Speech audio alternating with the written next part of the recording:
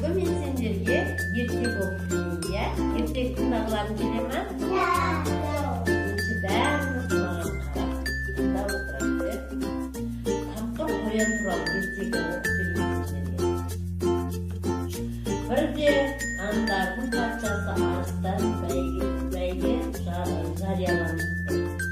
Бір қазан суды қайнатып қойып, осы суды кім ішіп сауылса, көп сыйлық берем деген шарт қойыпты.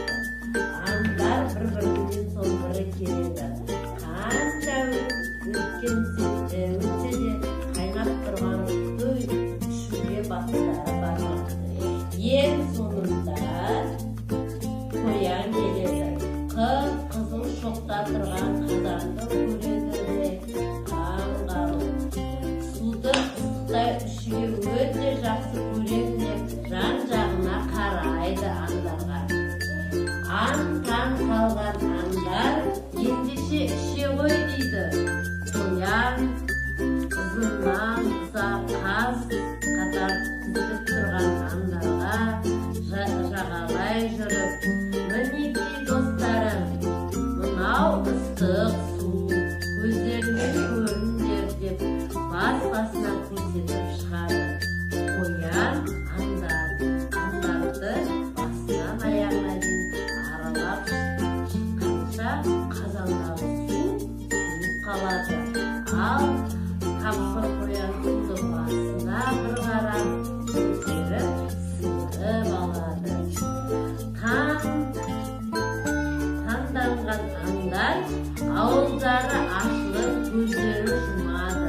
Алдындағы арыстан қоянға көп сыйлық беріп, міне нағыз ер деп мақтап қоянға сыйлығын береді. Қараңдаршы сонда, қоян алдап балалар не істейді?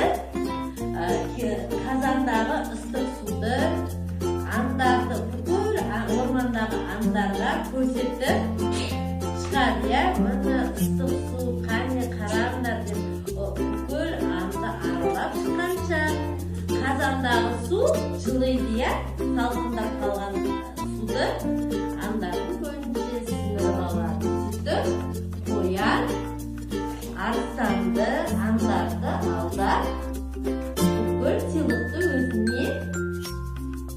өзіне не істейді? Патша арыстаннан алып өзі орманға